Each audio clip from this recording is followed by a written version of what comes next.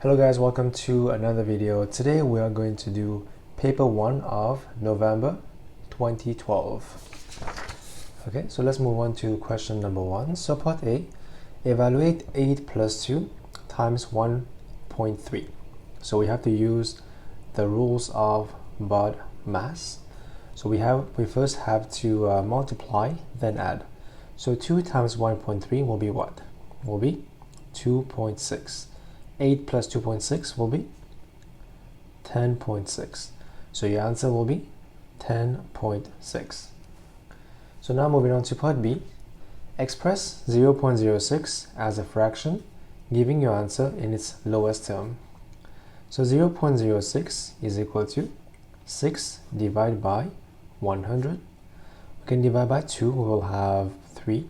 Divide by 2, we will have 50. So your answer is 3 over 50. That is for part B. Okay, moving on to question number 2. We have to add those two fractions. So here we have a mixed number. So the first thing we do, we have to expand this fraction. So 2 times 4 is 8, plus 1 is 9. So this becomes 9 over 4. This is 2 over 3 plus 9 over 4. So since the base are different, we have to do LCM. So 3 times 4 will be the new base. And then we have to cross multiply. So 2 times 4 is 8, plus 3 times 9 will be 27. So now we have to simplify. 3 times 4 is 12. 8 plus 27 will be 35. Divide by, so we can't divide here. We just had to simplify. We know that 2 times 12 will be 24. 3 times 12 will be 36, will be too much. So we have to do 2, and then remaining will be 11 over 12. And that is your answer for part A. Part B, this is indices. So we have 3 power 0 plus 3 power 1. So anything power 0 is equal to 1, plus 3 power 1 is 3. So 1 plus 3 is 4. So the answer for part B is number 4. And that is for question number 2. Question number 3, the diagram shows an L-shaped card. So L-shaped card, the measurements are in centimeters and all the angles are right angle. Okay, part A, calculate the perimeter of this card. So let's find this length will be 9 minus 3, that will be 6. And this is 8, this is 4, so which means this is 4 as well. So the perimeter will be, let's start from top. So we have 3 plus 4 plus 6 plus 4 plus 9 and plus 8. So that will be 7, that will be 10, that will be 17. So this will be 17 plus 17 will be 34. So answer part 1 will be 34 centimeter. Part B, small square pieces each of side 2 centimeters are cut from this card. Find the greatest number of squares that can be obtained. So we have to observe. Here we have, so here it's 2, 2, and 9 we have 2, 2. So on 9 we can get so 2, 2, 2, 2, 1 remaining. And then so we cut this here, and here we have 2 and 2, and here we have only 1. So which means if we count, if we draw the line, we'll see that.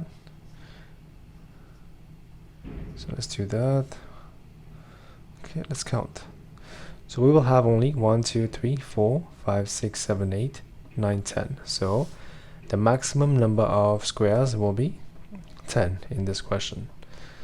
So now moving on to question number 4, we have f of x is a function which is 5 plus 3x, 5f of minus half. So f of minus half will be 5 plus 3 half, and then 5 minus 3 over 2.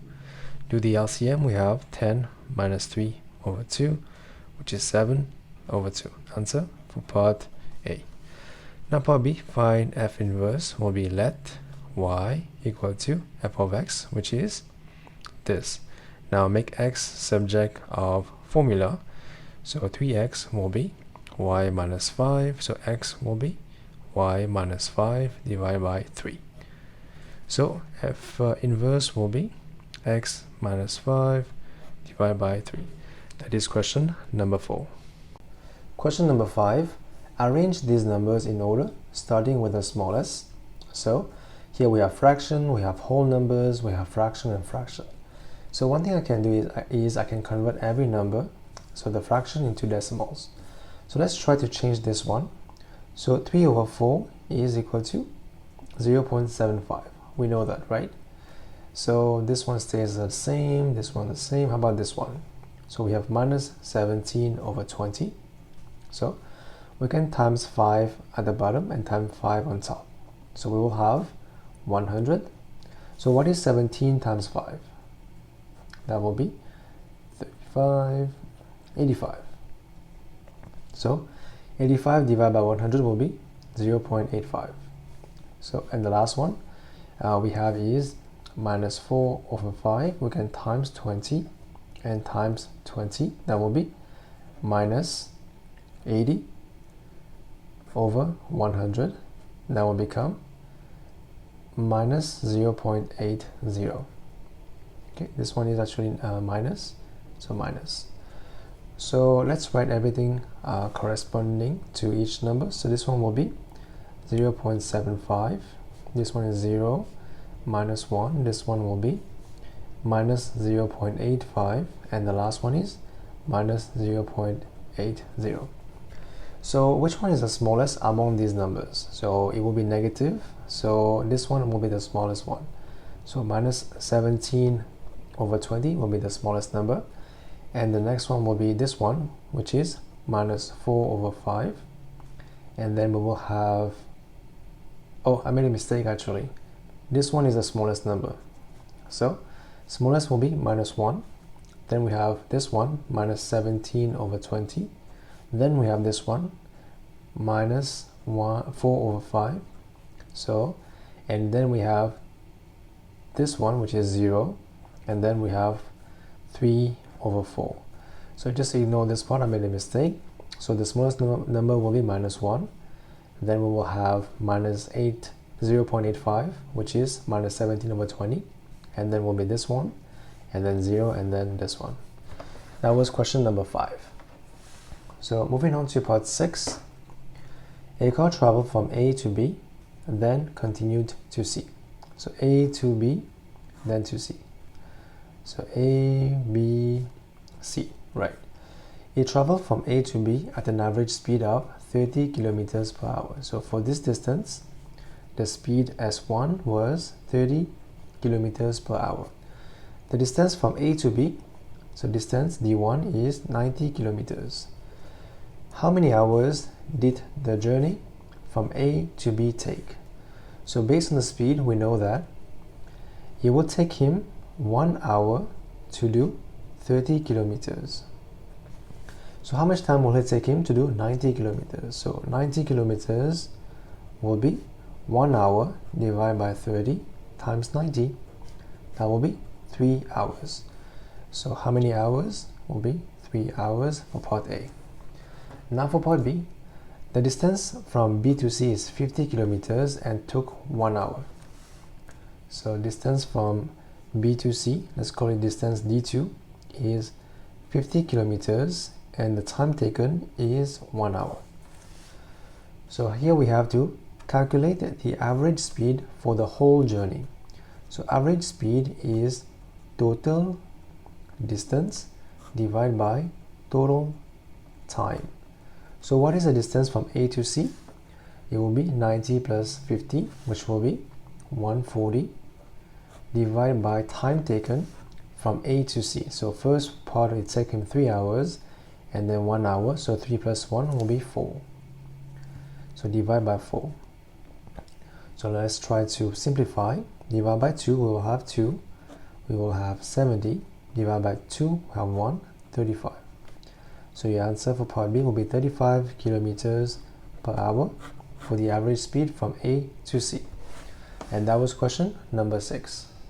Question number 7, expand the brackets and simplify. So let's do that. So here we have 6k.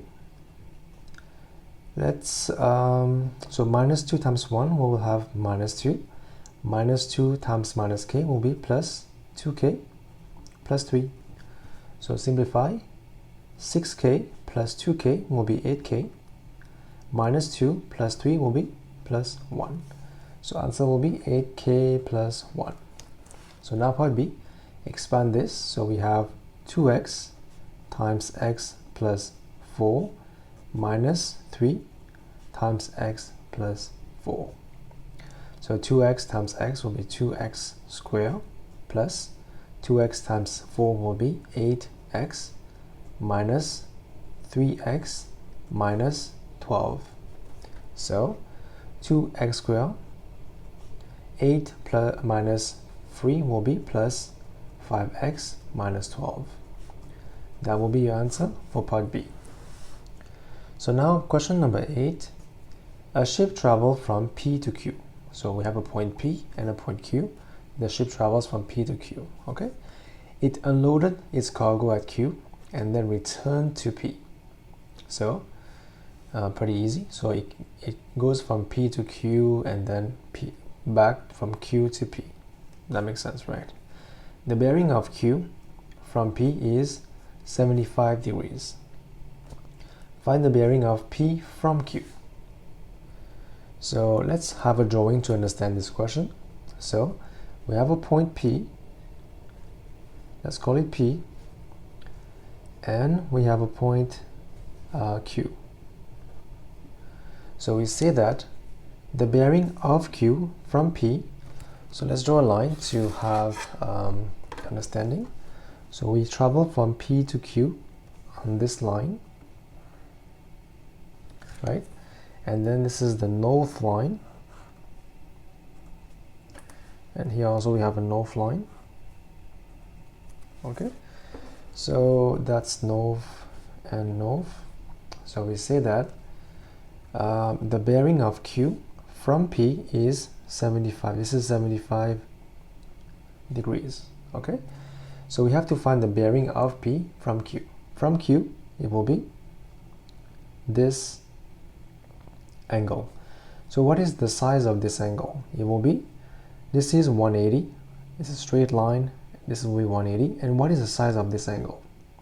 This will be the same as this angle, as you can see. So the bearing of P from Q will be 180 plus 75.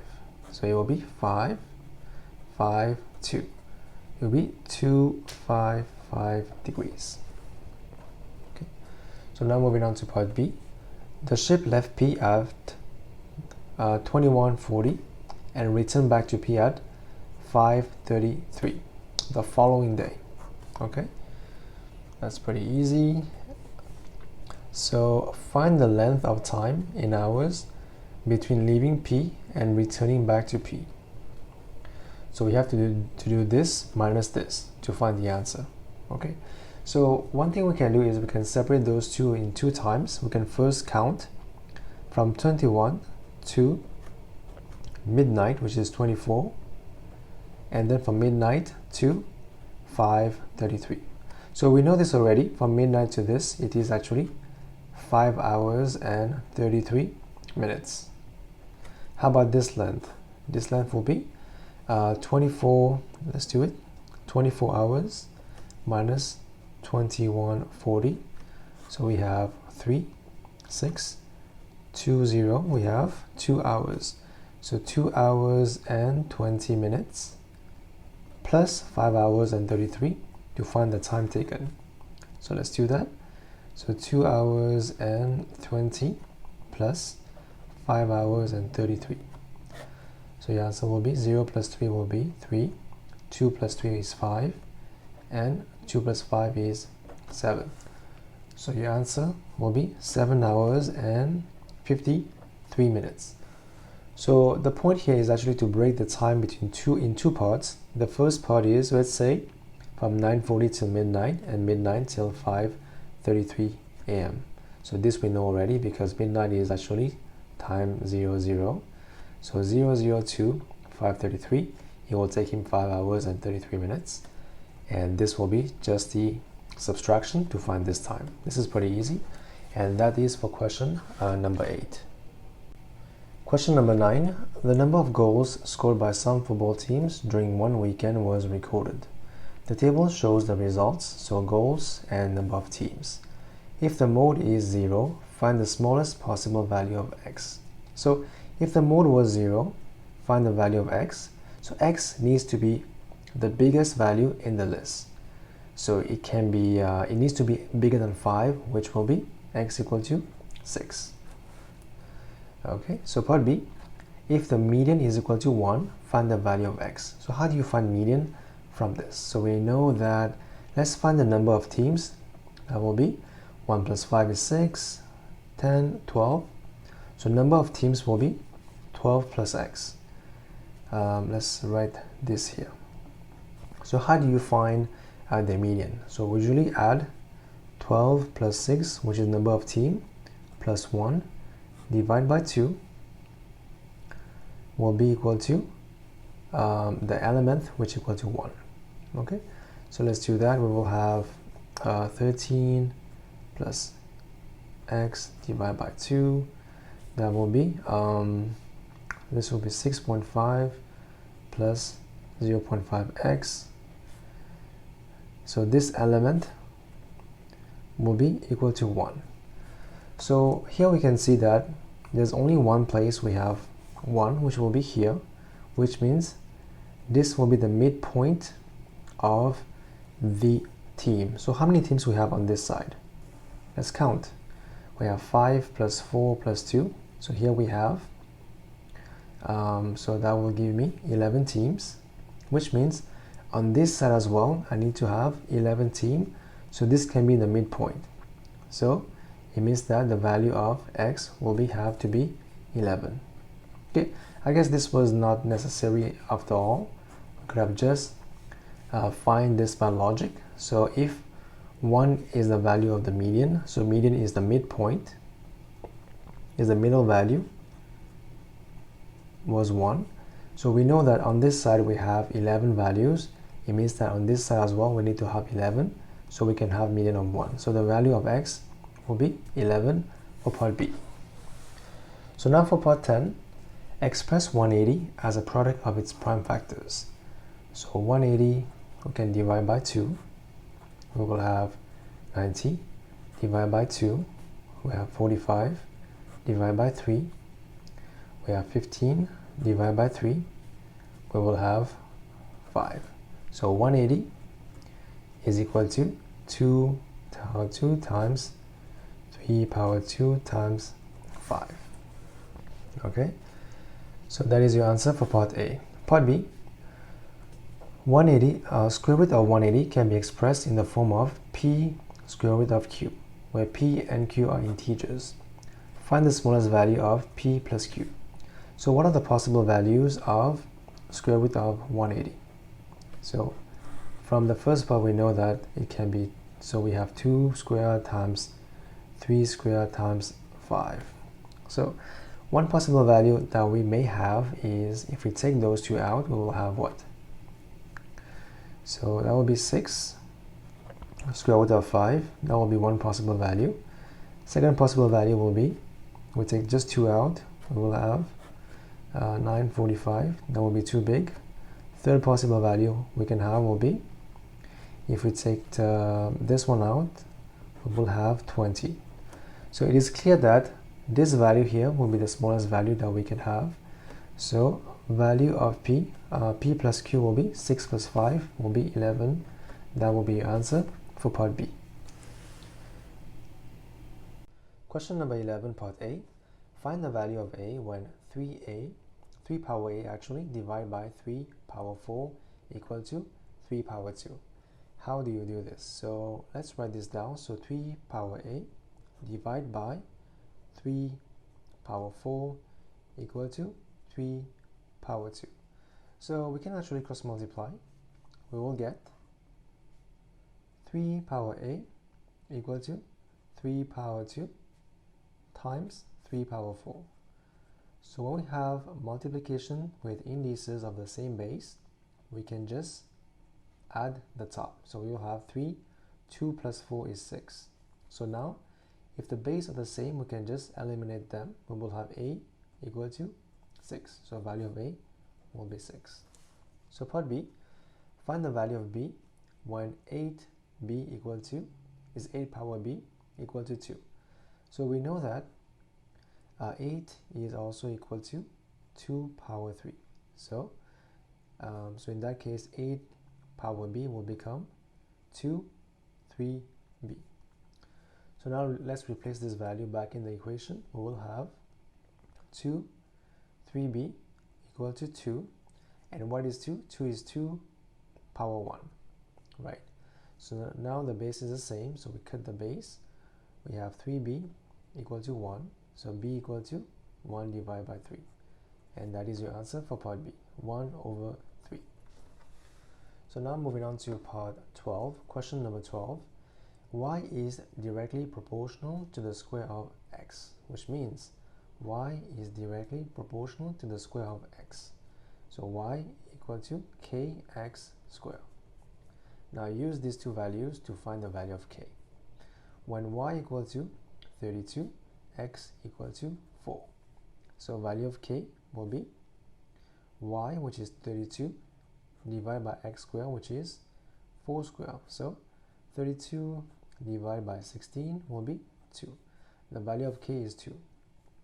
So our equation will be y equal to 2x squared. So now the main question is find the value of y when x equal to 3. So replace x equal to 3 in the equation. We have y equal to 2 times 3 power 2. So 2 times 9 will be 18. So answer part 12 will be y equal to 18. And that's it for question number 12. Question number 13. Sam and Tom ran 60 meters. Sam took 9.4 seconds. Correct to the nearest tenth of a second. So tenth will be this of a second, right? So now we have Tom took 8 seconds. Correct to the nearest second is 1 second. So write down the upper bound for the time taken by Sam. Sam has value of 9.4. We have to plus minus, what is the bound, will be 0.1 divided by 2. So what is 0.1 divided by 2? Will be 0.05. So here we have 9.4 plus 0.05, we have 9.45. And 9.4 plus minus 0.05, it will be 9.35. So write down the upper bound will be 9.45 seconds. So part B, calculate the greatest possible difference between the time taken by Sam and the time taken by Tom. So if you want to find the greatest possible difference, we have to take a max value minus a minimum value to obtain the greatest possible difference between the time taken by Sam and the time taken by Tom. So what is Sam's time? Sam, we have here. Tom's time, it's 8 seconds. Correct to the nearest second, so we have to do plus minus 1 divided by 2. Upper bound, lower bound. Upper bound will be, it will be what? It will be 8 plus 0.5. That will give me 8.5. And this will be 7.5. So let's find the greatest possible difference. It will have to be a maximum value minus a minimum value. So max here will be 945 minus minimum will be 7.5. So let's do that. So here we have 5 minus 0 is 5. So 4 cannot minus, so we have to take 8. 1, 10, 10 minus 5 is 5, plus 4 is 9. And here we have 8 minus 7 will be 1. So your answer will be 1.95 seconds for this part. And that is question number 13. Moving on to question number 14. What do we have? In a survey, 60 students are asked which of the subjects, biology, history, and Spanish, they are studying. The Venn diagram shows the results. 27 students study history. Find the value of P. Okay, this is pretty easy. So find the values of P and Q.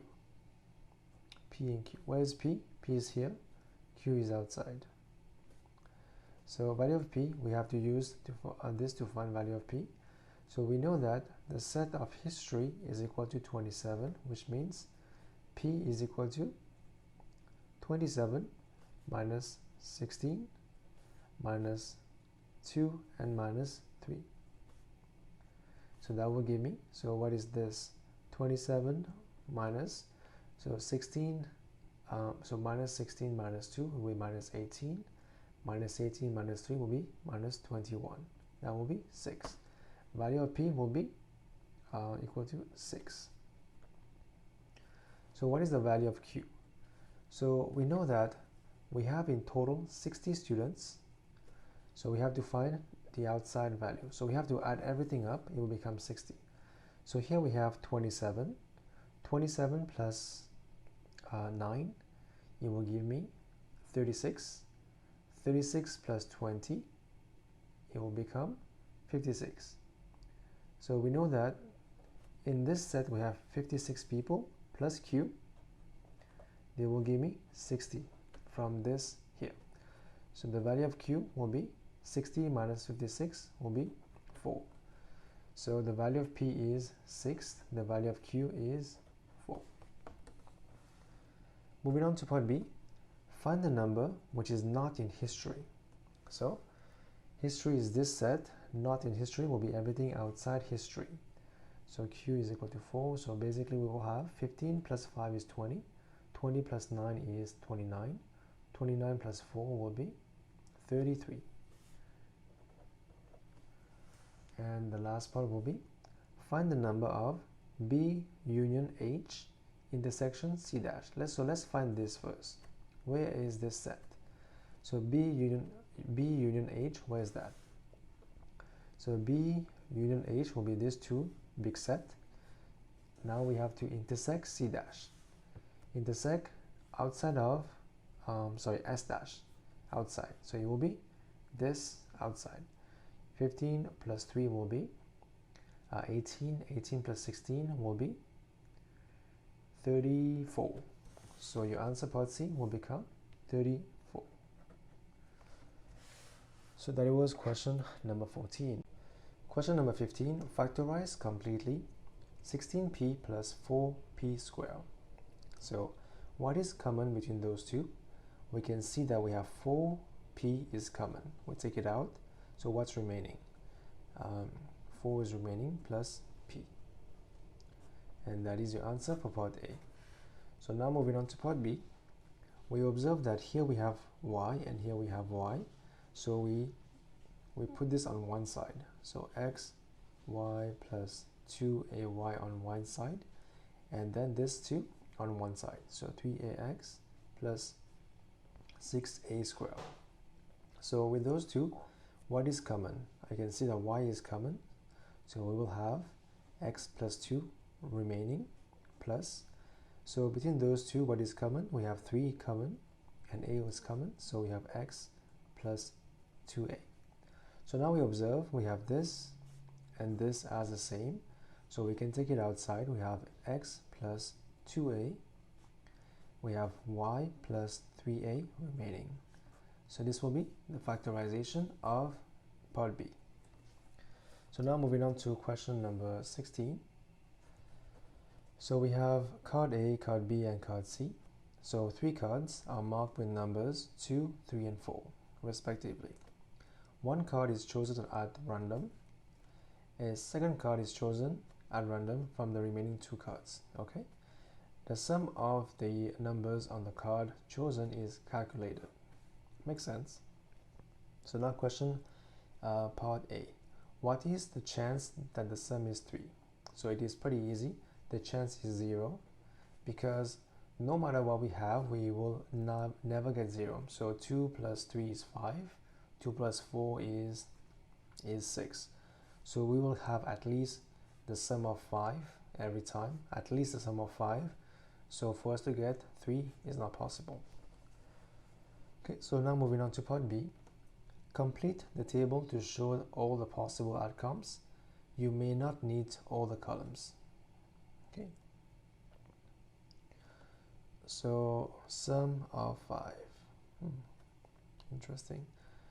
So what can we do here is the first card can be a 2. So we can have second card as what? As a 3 to have a sum of 5. And we can also have the sum of 5, right? And then here we can have what else? We can have 2 and 4 give me a sum of 6. So next one we can have 3 as the first card, and then we have 2, it will be sum of 5. We can have 3 and 4 give me a sum of 7, and then we can have 4 as the first card, and then we have 2 give me a sum of 6, and 4 as the first card as well, give me a 3 for second card. We can have 7. So that's all the possibilities we can have from these 3 cards. So now what is the chance the sum is 7? As you can see, we have 1 7 here and 2 7 here. So we have a chance of 2 over 1 2 3 4 5 6. So 2 over 6, which is 1 over 3. So your answer will be 1 over 3 for part C. And that is question number 16. Question number 17, part A. Write this number correct to 3 significant figures. So we first leave the 3 first number alone. We ask ourselves if this number is bigger or equal to 5. If the answer is yes, we have to add 1 to the first 3 numbers. So this one is yes, so we have to add 1, 2, 4, or 5. So it will be 0.0406, and the rest becomes 0. So now moving on to part B. Giving your answer in standard form, evaluate 6 times 10 power minus 4 plus 8 times 10 power minus 5. So since we are just doing addition, the powers here are different, which is not good. So we have to convert the powers to make it the same.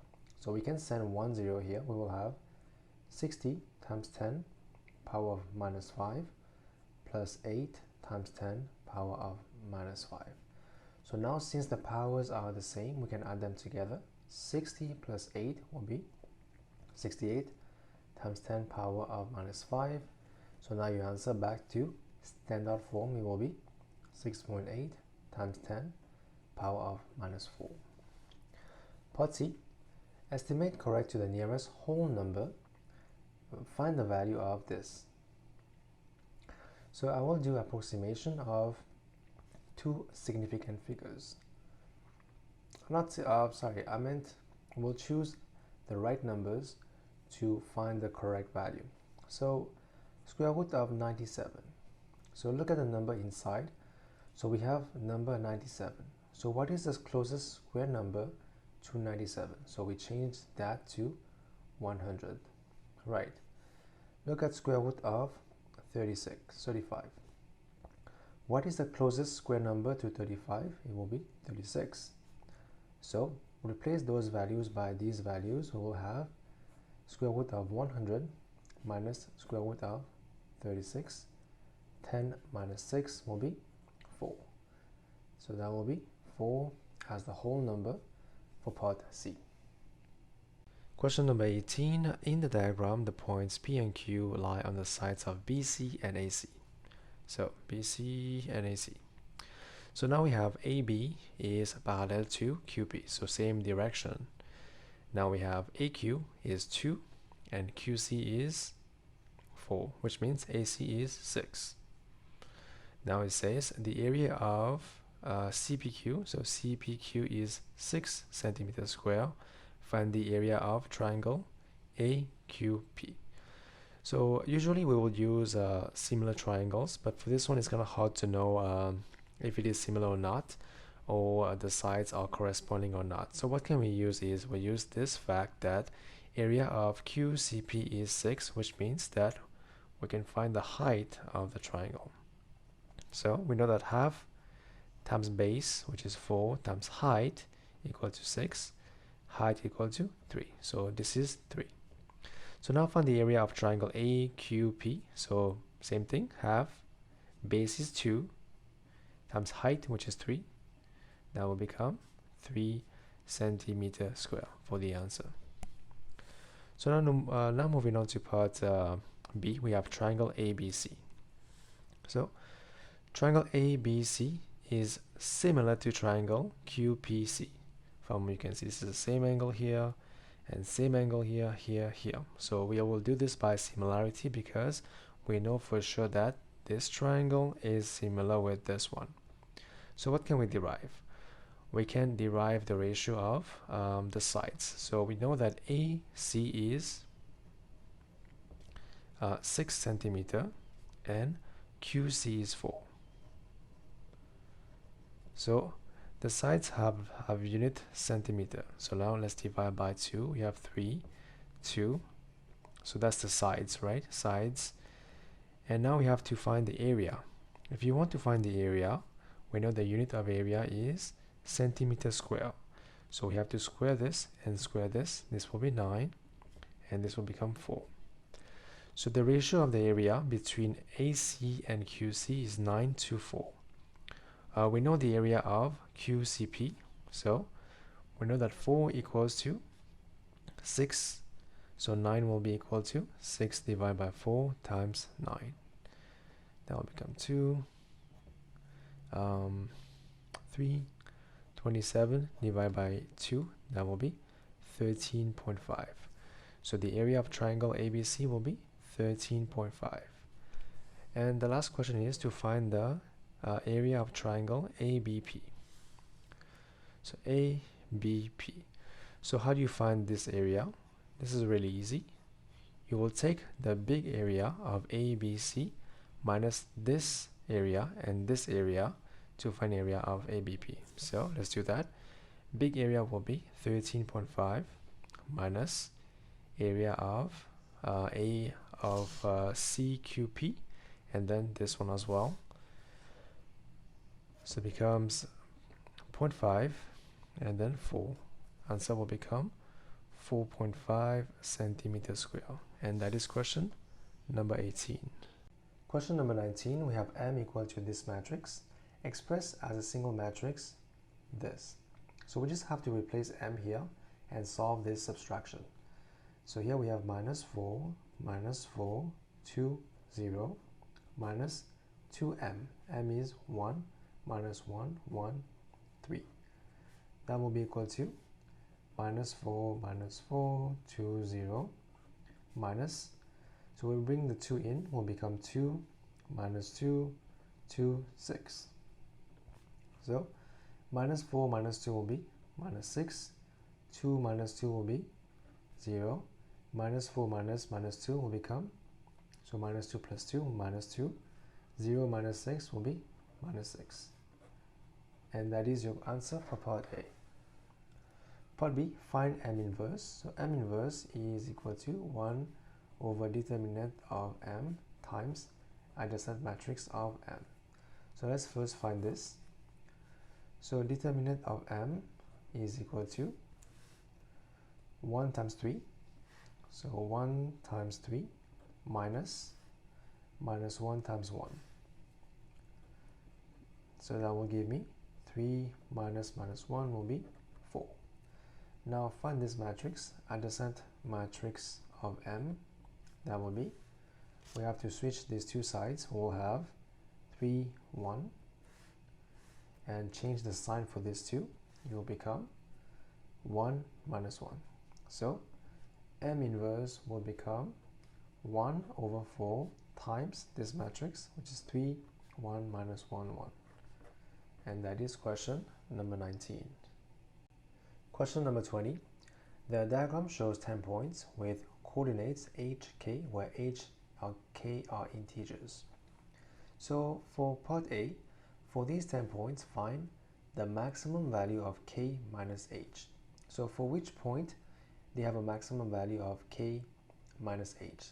So by observation, we realize that the max value will be this point, the point 1, 5, where k minus h will be 5 minus 1 equal to 4. So that will be 4. Now for part 2, find the value of k for the point that lies on the line y equal to half x.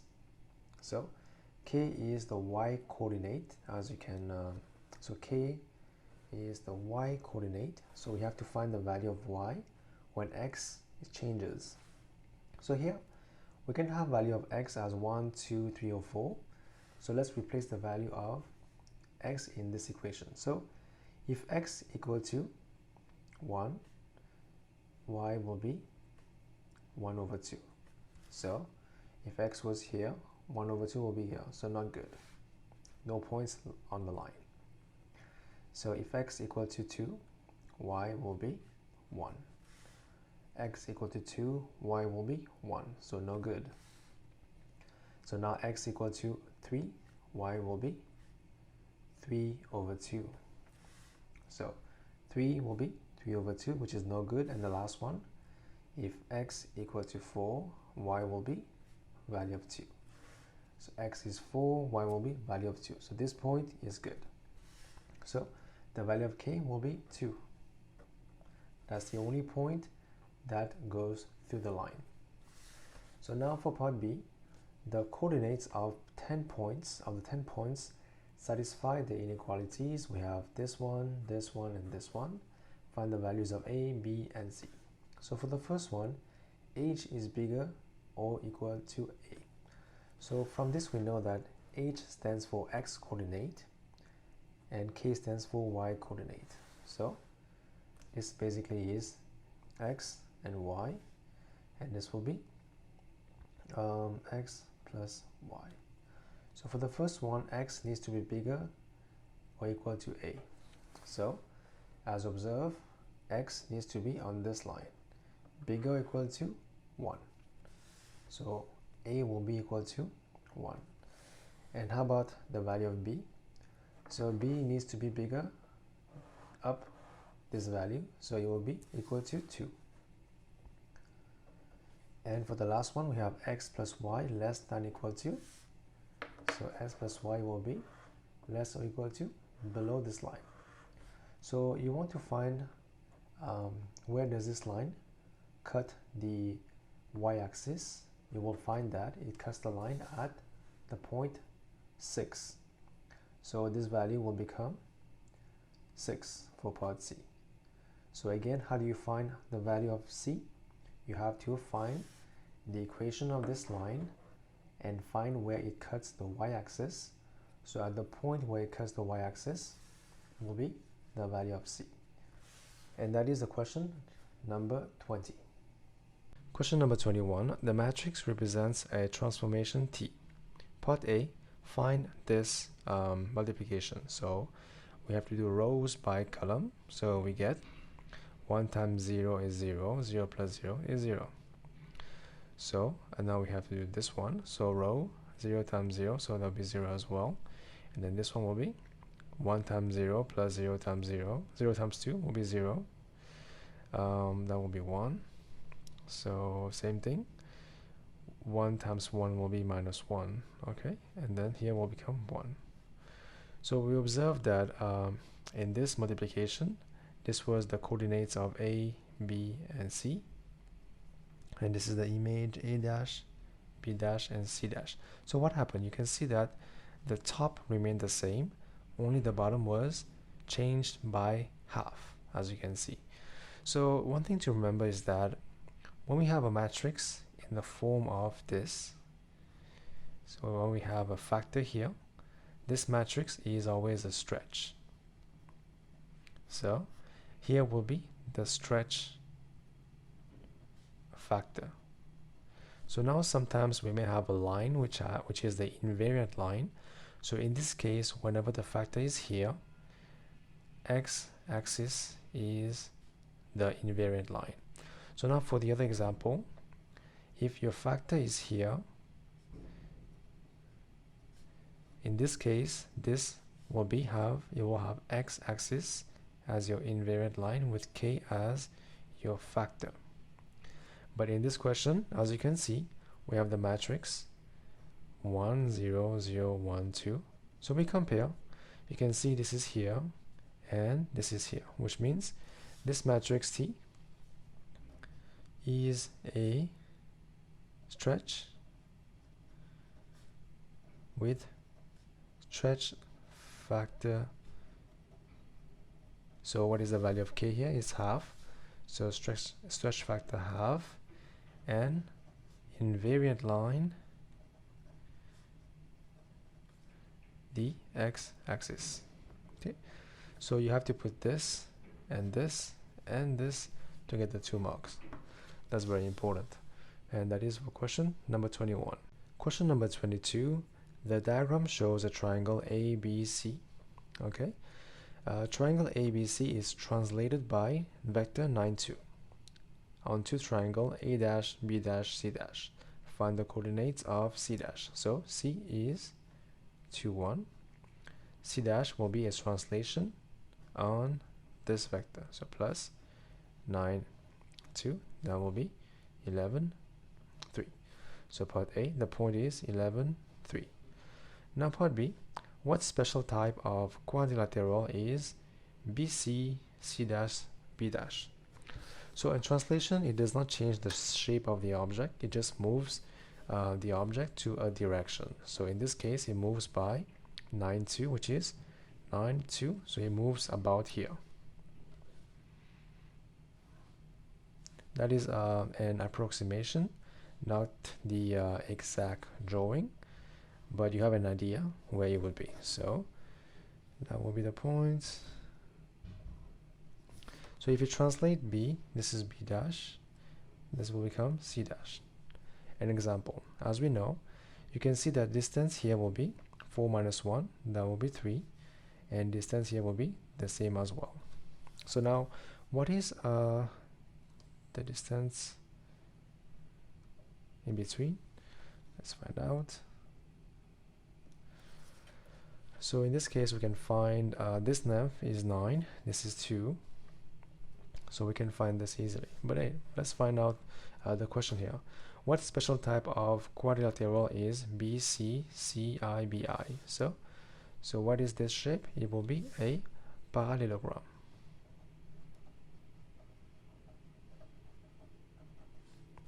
Okay, now so we have to find the area of a quadrilateral. It's pretty easy. Length times width. So 9 times 3, which is the width. So 9 times 3 will be 27. So your answer will be 27 units square for question number 22. Question number 23.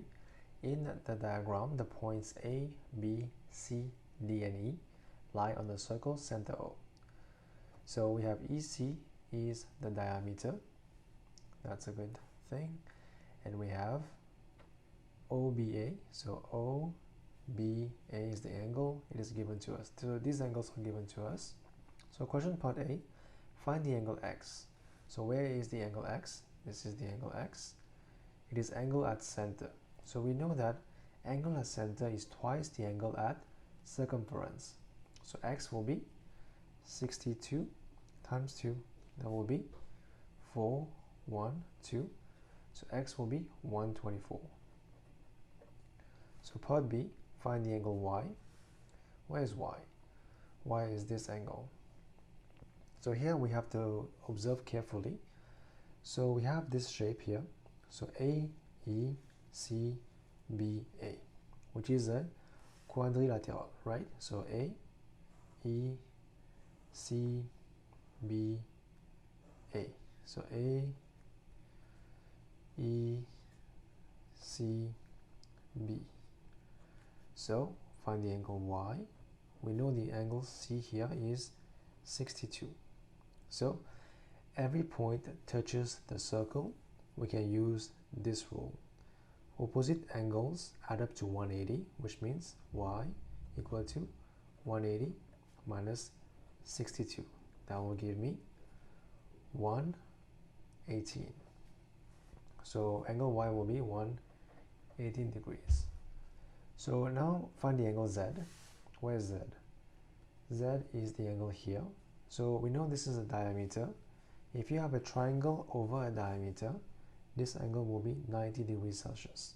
Sorry, not degrees Celsius, but degrees. So find the angle z. So angle of triangle sum will be 180. So 180 minus 90 will be 90. 90 minus 59 will be z.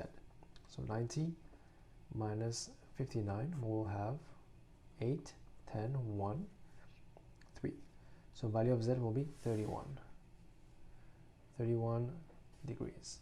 And the last one is value of t. So where is t? T is this angle here. So again, we can do this by observation. We know angle x is equal to 124. Angle y is equal to 118. From this point, 118.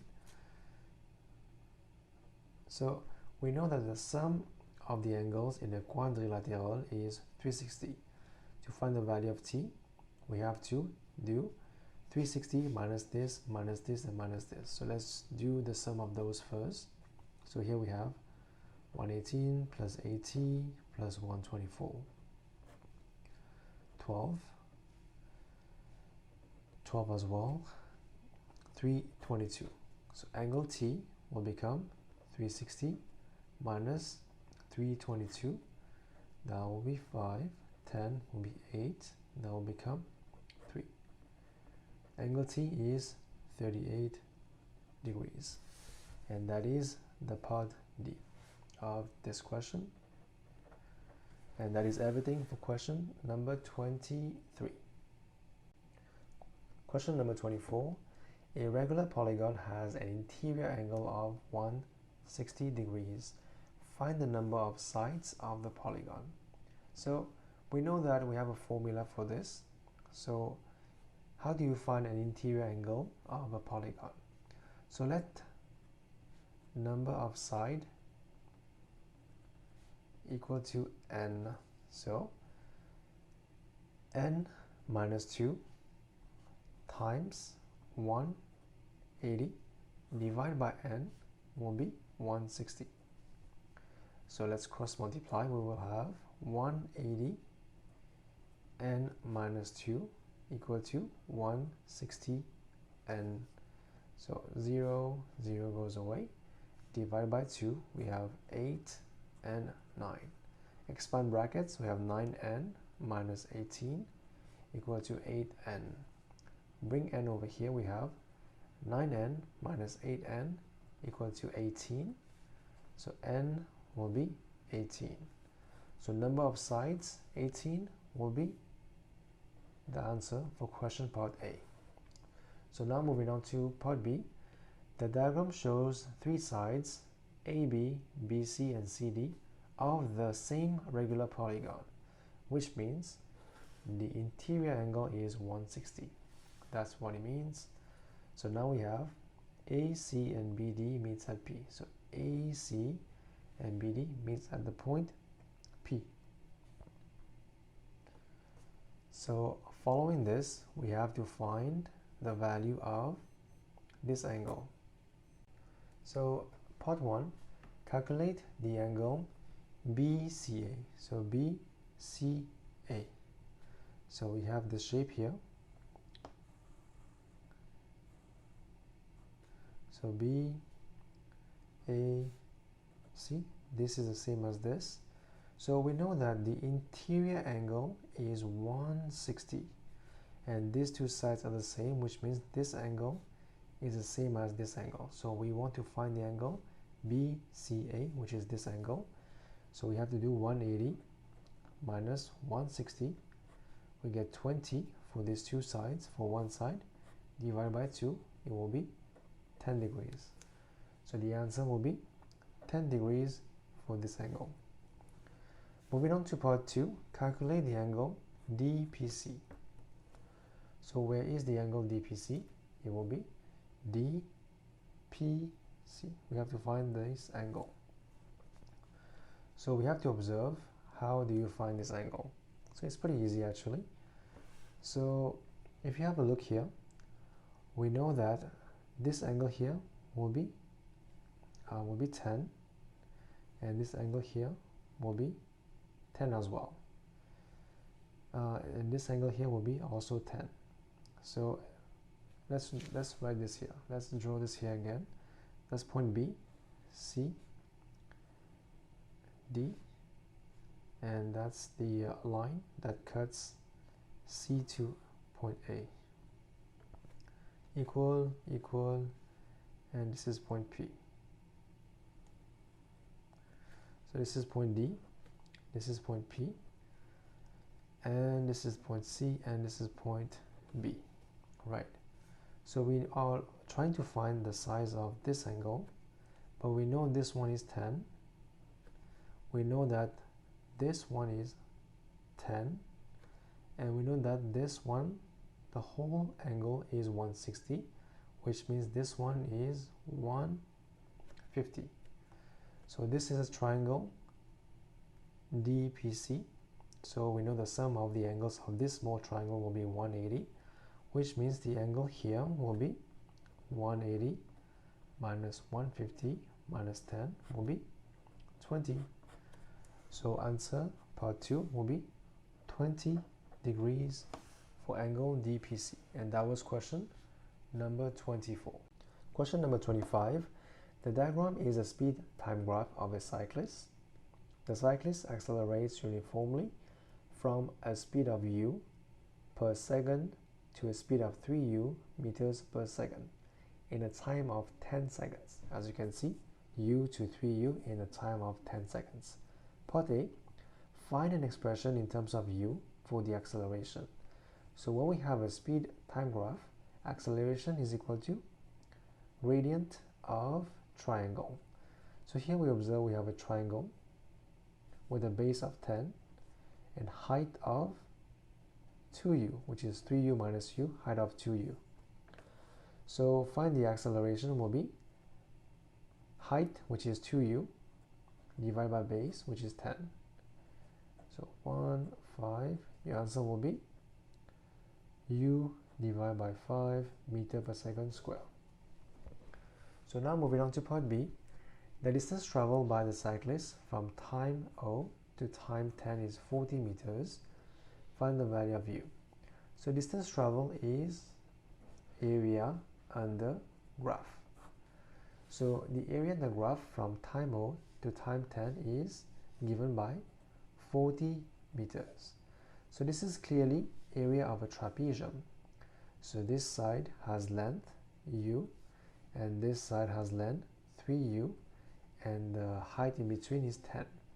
How do you find the area of a trapezium?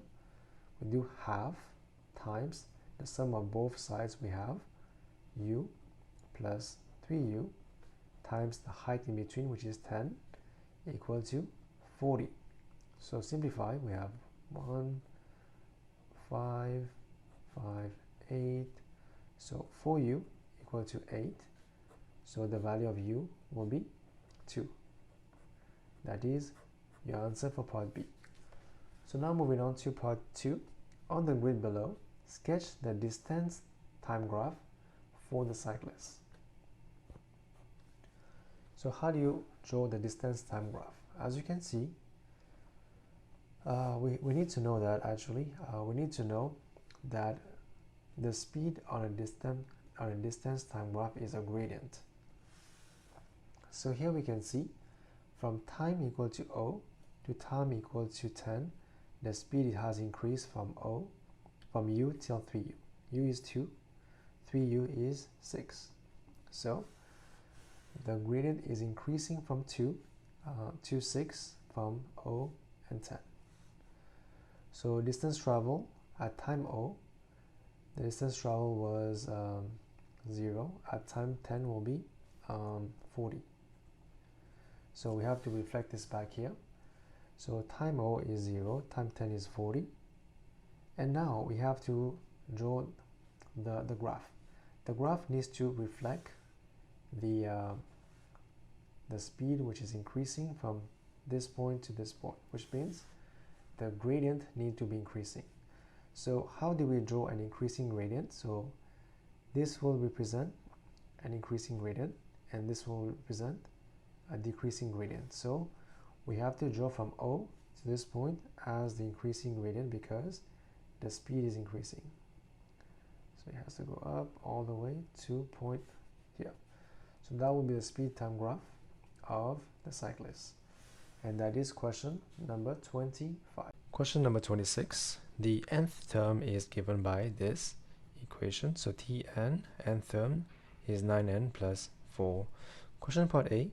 Calculate the value of the term that is closest to this. So what we do, let's say we just do this equal to 202, for example. Let's find the value of n, which brings this value. So 9n will be 2012 minus 4, that will be 8. So n will be 2008 divided by 9. So 1, that will become 2, 3.111. So approximately it will be this value. So let's put it back in the equation. So 9 times 223 plus 4, what do we have? So 9 times 223, that will be 27. This, so we have to do 2007 plus 4, it will be 2011. So answer part 1 will be 2011 will be the closest value to 2012. Now part B, calculate the difference between the 10th and 6th term. So we have to find this minus this. So this will be 9, 10 minus, so we have plus, minus 9 times 6 plus 4. That will become 90 plus 4 minus 36 plus, 54 plus 4. That will become 94 minus 58. So 94 minus 58, what do we get? So that will become 8, 10, 2, 6, 1, 16. So your answer will be 16 for the difference between the 10th and the 6th term. Moving on to part 11, part C1, find an expression in terms of x and y for the difference between the x and y terms. So Tx is equal to 9x plus 4 and Ty is equal to 9y plus 4. So difference will be Tx minus Ty. What do we get? 9x plus 4 minus 9y minus 4. So 4 minus 4 becomes 0. So we have 9x minus 9y. We factorize 9, we get x minus y. And this will be your answer here. So 9 factorize this will be the difference between the x and the y term. Explain why it is not possible for any two terms of this sequence to differ by 1, 2, 3. The reason is because 1, 2, 3 is not a multiple of 9. So what does this mean? It means that we cannot take 9 and times something to get this, if that makes sense. So 9 is not a factor of 123. That's why we can never get this. And same thing as this, it means the same thing, which is 123 is not a multiple of 9. It means the same thing as 9 is not a factor of 123. Okay, that is part 2 of question 26. Question number 27. The diagram at the bottom of the page shows the lines AB and BC. As you can see, this is AB and BC. Question part 1. Measure the angle ABC. Measure this angle ABC. So we have to use our protractor to find the angle. So we go to the point B and measure this angle. So here I have the value of 127. So I have 127 for the angle ABC. Okay, so part B, the point D is above AB. So we have a point D which is above AB. That's the first information. AD and CD are equal to AB.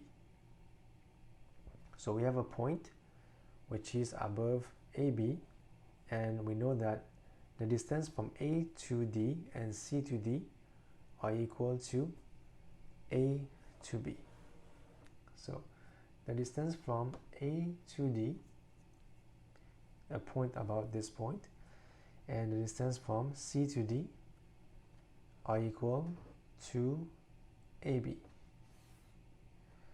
So we have to draw the angular bisector of angle B. So we have to use our compass to do that.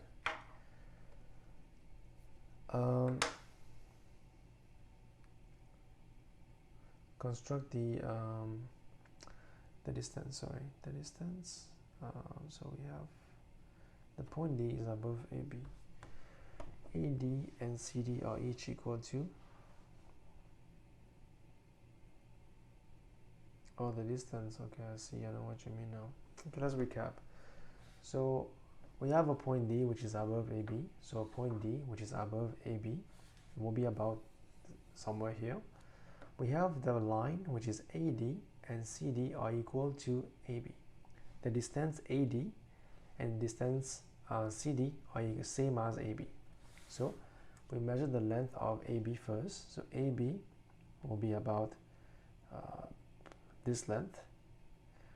So we go to point C. We draw an arc, and we go to point A. We draw another arc to intersect the first arc to find the point. So this point of intersection is the point D. So that's the point D. So now we have to draw the quadrilateral ABCD. So ABCD. So we connect all the dots together to draw this shape. So that's the first line, and that's the other line to form the quadrilateral ABCD. Okay, so now part C. On the diagram, construct the locus of points inside the ABCD that are 7 centimeters from C. So the first condition, it needs to be 7 centimeters from C. So we have to use a ruler to measure the distance of 7 centimeters and draw the locus of points. So use our protractor. So we measure the distance of 7 centimeters, and we go to point C and draw an arc inside of the shape.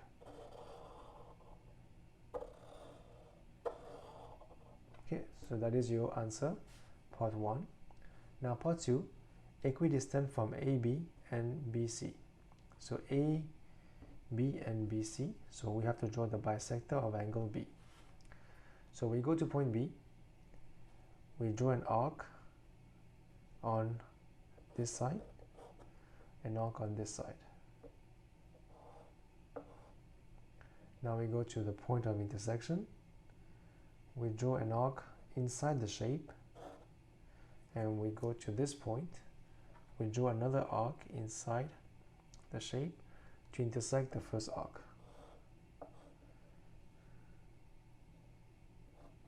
So we have a point here. So this point we have to join this to form the bisector of angle B. But remember, it needs to be inside the shape ABCD. Okay.